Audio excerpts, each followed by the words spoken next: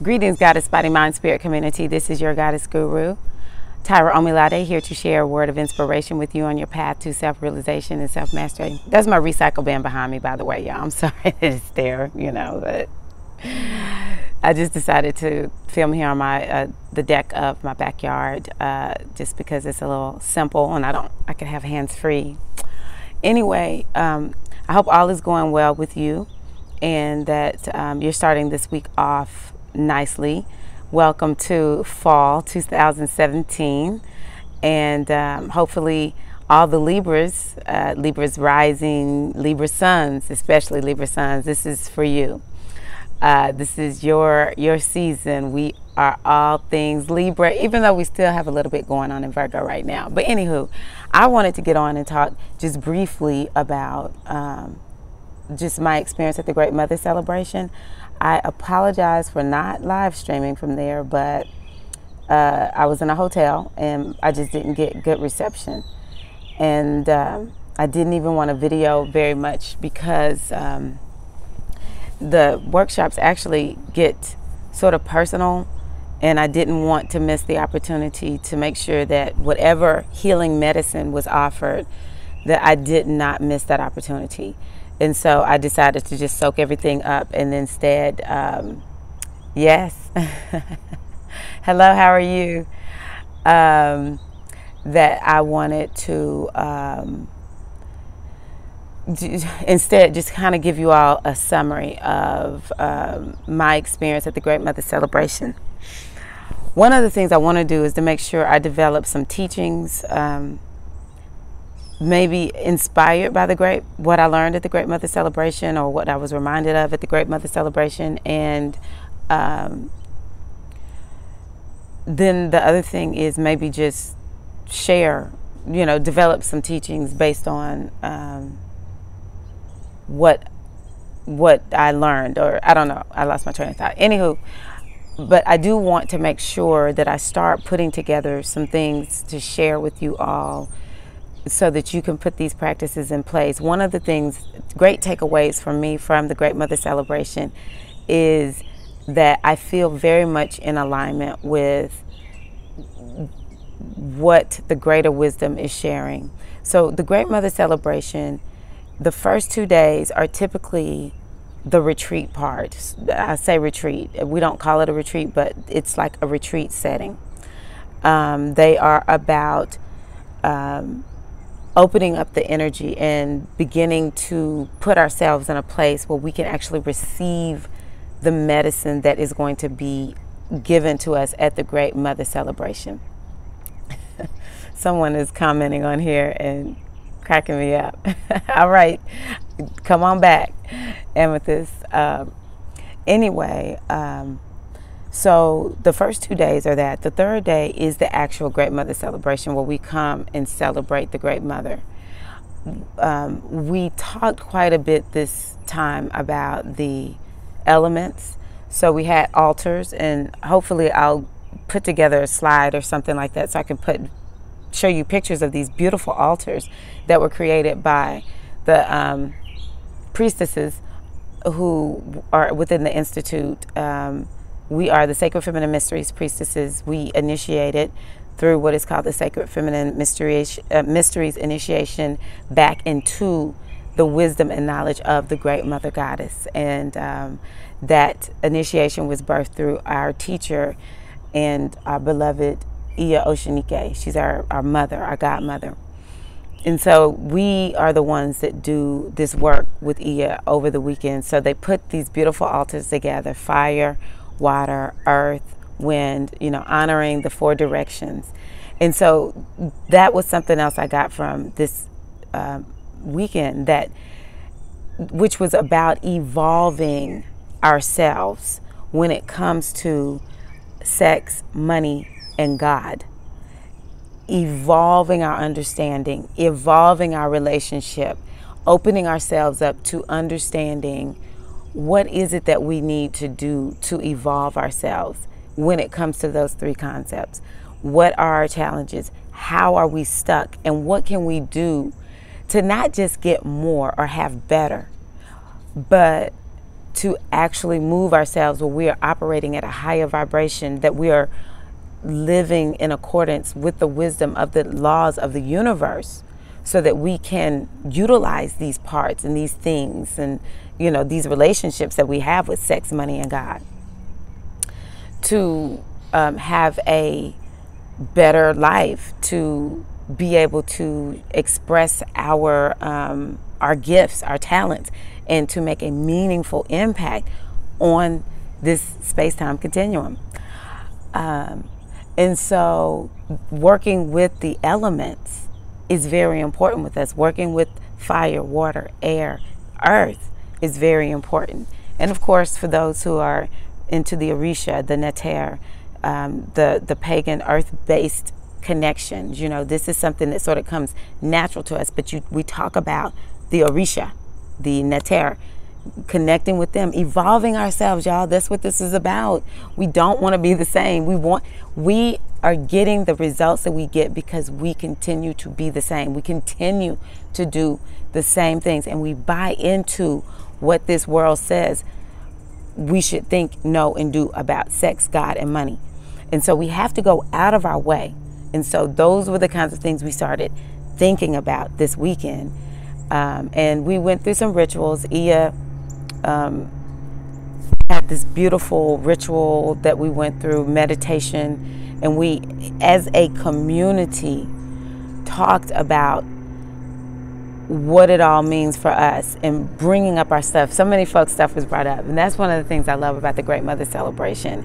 It is truly an experience. It's not just something you go, you learn some new things, you come back home, maybe to never do anything with, but sometimes it's being in the presence. And that's what I love about my godmother, my guru, Iya Oshinike. She really knows how to open the vibration of to set it so that it's a vibrational experience, and you get opened up, and you whether you even talk a lot. Like, I didn't even really do a whole bunch of talking or anything, and I began to start experiencing my stuff. So many people, they felt an opening happen, and it was emphasized that this was the beginning, that we had to continue this work. It wasn't just, you know, we could not do enough this weekend to actually go deep enough to have this shift that was like, boom, we're just totally transformed. But it raised up in our minds and our consciousness perhaps what our issues. And everyone just was assigned a rock, a color of a rock. That's how you knew what group you were in. You didn't pick which group you were going to talk about, God, sex, or money. But it was just sort of interesting to figure out which group you're in. For me, I was in the sex group. And so it just helped me to make some connections regarding things of the past that I think are important for me to explore and try to figure out, is this affecting me? What is this about? Bring healing to it. Babaji, who is Iya Oshinike's husband, talked about what is consciousness. And that is very important. Understanding actually what is consciousness. There was one of the sisters that taught this weekend, her name is Shangadari. She talked about what if God is infinite.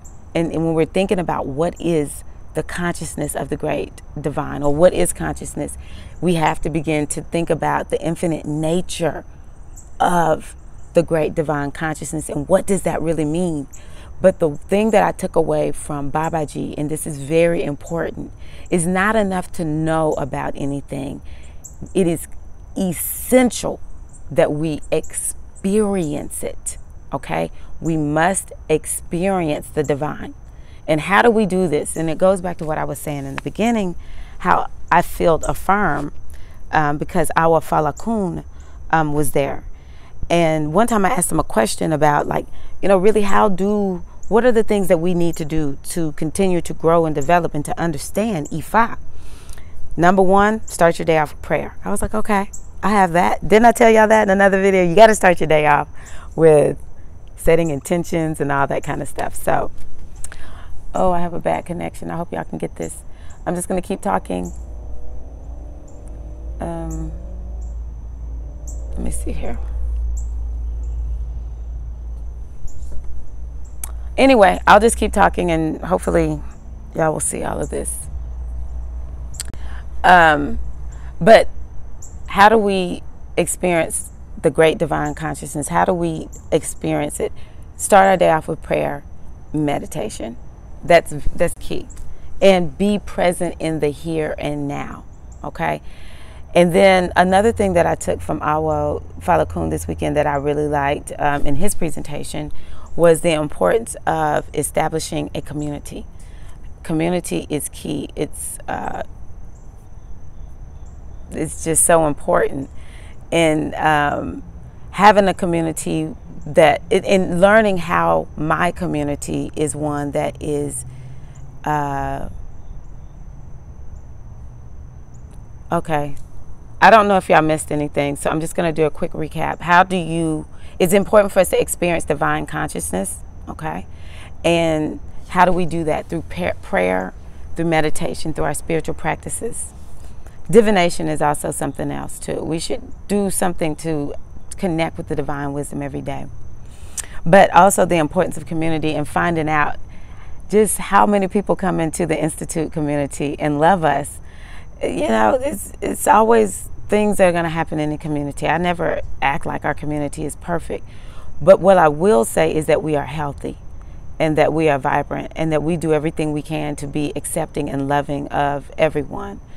And that is what is needed. That we all should go home and be elders in our community and set it up so that we can help one another if, you know, we're down. In this day and age with, you know, until we can transform our government back into one that will care about the people. The people are going to have to care about the people, and what better way to do that through spiritual community. The other thing that impressed me this weekend is that watching, and this is for those who appreciate the evolution of people of Afro culture, be it from Africa or in the diaspora, who appreciate this evolution that we've had to go through, that to see that my Iya and Babaji, now Babaji is a king. There is a king over in Nigeria who made him Oba. That's what we call king, Oba. So Babaji has been an Oba for a number of years now. He is the king of our community. And it's something that I think we're not used to in the United States. We also have queen mothers. We've had queen mothers for years. And I think I don't think people understand queen mother, but I think on some level, because we appreciate elder women, that concept makes sense. But this weekend we were introduced to two new kings. One is another Oba. We call her Obaye, Her Royal Highness. I think that's her, yeah. And I was like, wow, a female king. Yes, I said it, female king. But I won't give the full story here because I have to leave shortly. Suffice it to say, this was ordained by her ancestor. She is from Nigeria. She is from England, but her parents are from Nigeria. And her grandfather wanted her, he was a king, he wanted her to be the king. And so through, you know, he's an ancestor, he kept sending these messages to her. Oh my gosh, my thing came on. He kept sending these messages to her about the fact that she is going to have to be the next king. And so she came and was presented to our community as Obaye, king, female king. It was amazing. And to hear her story, she is beautiful, lovely energy. That was neat and different for me. I've never met a female king. And then there was the premier leader of the Aset community in New York. I don't know his name, but I do know that he is paramount king, ordained, I think, through a lineage out of the Asante people in Ghana. And in my opinion, it's important for us to know this and to see these kinds of things happening in the United States, because this is in fact our legacy for those of us of the Afro culture. All of us are, but those of us who claim it and own it,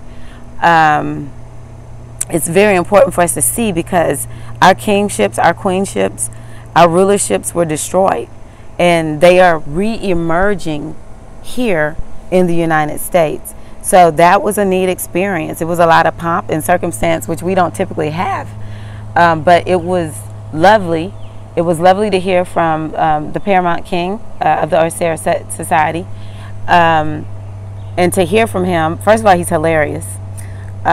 You could tell this man is very smart, and he did talk about the importance of how do you choose a leader, especially a spiritual leader, and I talked about that. It made me feel affirmed yet again. You know, it's some things, it's some standards that we have to have for our spiritual teachers. And so, you know, he talked about that to a certain degree.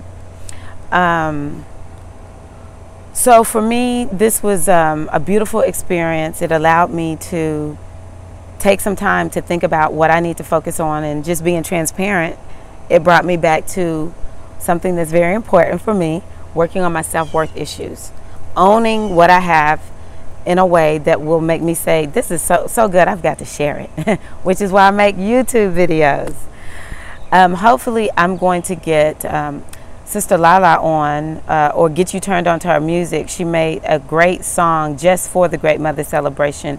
She takes Negro spirituals and turns them into songs of empowerment for today. But she talked about the Negro spirit, oh freedom, oh freedom, oh freedom over me. And before I be a slave, I'd be buried in my grave and go home and be free. But she turned that into a Negro spiritual, a modern day message that I am going to get to you all. So I'm getting ready to go be in mom mode, but I will be coming back to make some recordings soon. And like I said, share some things based on what I've learned from this weekend, maybe go in a little more detail, but I just wanted to give a recap and let you all know I'm back, and looking forward to continuing to share. Just wishing you all a great time, a great day, hoping that you all are doing your spiritual work, that you feel encouraged. The energy of this universe, or the powers that be, and you know, they talked about at one of the meetings I went to, the Ajogun. When you think about the Ajogun, they are the evil spirits, the negative energies, dark spirits that people talk about. The Ajogun, and I have said this before, maybe just to myself, the Ajogun being worry, fear, hatred, depression, being more energy than a body attached to us. So don't let your Ajogun get you down, because that's the plan. The Ajogun want us to get off our path. You must look at your gifts and your talents, and you must say, I've got to use these for something, if nothing else, to make myself feel better. Because we'll feel better if we share our gifts and talents. If you are struggle, like I struggle sometimes with being an African American woman, this weekend I could tell a lot of people who are in the LGBTQ community, they struggle because it seems like the world is so against us. But you got to stand and do what you got to do, because if you don't, somebody's going to miss out. And so we may as well go on ahead and do what we have to do. It doesn't matter what the world says. What matters is what your destiny says. And this is why I go to the Great Mother celebration, because it gives me an opportunity to renew myself, renew my commitment, and to accept the importance of doing the work that I'm called to do. And I hope that you realize the same thing too. That if you have an Ajogun that is riding you day in and day out, that you get that monkey off your back through spiritual work, through taking action, through using your gifts and talents to defy it. You must find what it takes to make you feel free from this negative energy, free from the depression, free from the anger, free from the hurt, free from the pain, free from the wounds. You've got to get that Ajogun off your back. Get that monkey off your back, okay? So let's keep working together. Let's keep talking. Know that I love and care about you all. I bring you greetings from the Institute of Whole Life Healing, because you are a part of the Institute of Whole Life Healing, because I am a part of the Institute of Whole Life Healing. And so I bring you greetings from your family at the Institute. I wish you all a great day. Please like and share this video. If you need divination from me, let me know. I would love to divine on your behalf. And you can just get the information from my website, www.goddessbodymindspirit.com. All right, take care. Peace.